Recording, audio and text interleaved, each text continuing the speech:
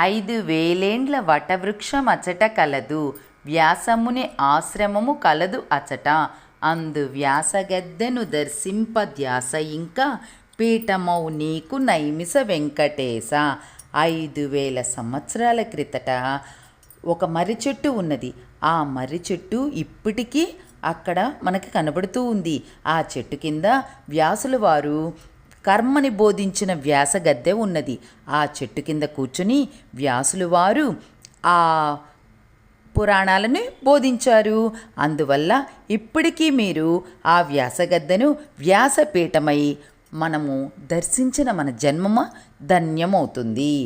సౌనకాది మునులకు ప్రశస్తగతిని సూతుడు పురాణములు చెప్పు చోటునందు సూతగద్దెను నేడును చూడగలము ప్రీతి నొందుచు నైమిస వెంకటేశ. ఇది 7వ శతక పద్యం. సౌనకాది మునులకు సూత మహాముని పురాణాలు ఆ ప్రదేశములో చెప్పారు. దానినే సూతగద్దె అంటారు. అక్కడికి వెళితే మనసు ప్రశాంతతగా ఉంటుంది. అంతేకాకుండా మన జీవితము మంచి మలుపు తిరుగుతుంది. వ్యాసగద్దెను సూతగద్దెను తాకినా దర్శించినా మనకి పుణ్యగతులు లభిస్తాయి, మంచి మనసు కలుగుతుంది. ఇప్పుడు 8వ శతక పద్యము. పడెనమావాస్య సోముని వారమందు సరిగ బ్రహ్మ మనోమయ చక్రమిచట దాని దాటికి చక్ర తీర్థంబు వెలిసే వేల మహిమల నైమిస వెంకటేశ. అమావాస్య సోమవారము నాడు బ్రహ్మదేవుని మనోమయ చక్రము ఈ వనంలో పడి పరమ పవిత్రమైన చక్రతీర్థముగా వెలిసింది అని చెప్పుకున్నాం కదా. ఆ చక్రతీర్థములో ప్రతి అమావాస్య నాడు ఎంతోమంది భక్తులు వచ్చి చక్కగా స్నానం చేస్తారు. ఈ స్నానము చేస్తే చక్రతీర్థంలో స్నానం చేసిన, అన్ని నదుల్లో స్నానం చేసిన విశేష ఫలితము లభిస్తుంది. 9వ శతక పద్యము.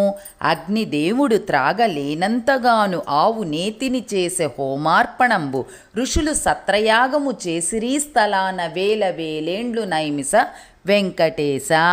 పూర్వము ఈ నైమిసారణ్యములో ఋషులు ఎన్నో వేల సంవత్సరాలు సత్రయాగాలు చేశారు. ఆ యాగశాలలో హోమగుండాలలో ఆవు నెయ్యి అలా వడ్డిస్తూ ఉంటే ఆ అగ్నిదేవుడు కూడా ఆ ఆవు నెయ్యిని స్వీకరించలేకపోయాడంటే ఏంటి, అంత నెయ్యి అక్కడ మడుగులు కట్టి ప్రవహించిందనమాట.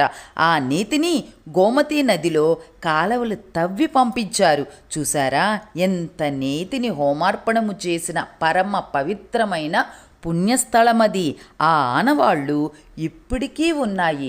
అటువంటి పరమ పవిత్రమైన స్థలాన్ని మనము తాకినా దర్శించినా మనకి పుణ్యము కలుగుతుంది. 10వ శతక పద్యము. ఆ దదీచి మహాత్ముని త్యాగగుణము మాకు రావలె భారత మాత కొరకు తీర్చిదిద్దు మననట్లు మార్చుమట్లు వేచియుంటిని నైమిస వెంకటేశ. అక్కడే దదీచి మహర్షి దేవతల కోసం తన దేహాన్ని త్యాగం చేశాడు. దేవతలందరూ ఆయన వెన్నుముకతో వజ్రాయుధము, మిగిలిన ఎముకలతో ఎన్నో దివ్యాస్త్రాలు సృష్టించారు. ఆయన శరీర త్యాగం చేసిన చోట దదీచి కుండమనే పుణ్య సరస్సు ప్రవహిస్తుంది. చూసారా, ఆ దదీచి మహాత్మునిలాగా మన శరీర వ్యామోహం లేకుండా మన శరీరములో మన ఆత్మ ఉంటుంది. ఆ ఆత్మలో భగవంతుణ్ణి తలుచుకుంటూ ఓం నమో నారాయణాయ, ఓం నమో నైమిస వెంకటేశాయ అంటే ఆ పురాణాలు, ఆ పద్యాలు, శ్లోకాలు, ఆ ఋషులు మునులు ఎంత పుణ్యం చేసుకుంటే వాళ్ళ నోటి నుంచి వచ్చినవి ఈరోజు మనము మన చెవులతో వాళ్ళ యొక్క పరమ పవిత్రమైన పద్యాలను మనము వినగలుగుతున్నాము. ఆ ప్రదేశం యొక్క గొప్పతనాన్ని మనము తెలుసుకుంటున్నాము. అలా దర్శిస్తే మన పాపాలన్నీ తొలగి పుణ్యాలు కలుగుతాయి. జై నైమిస వెంకటేశాయ నమః.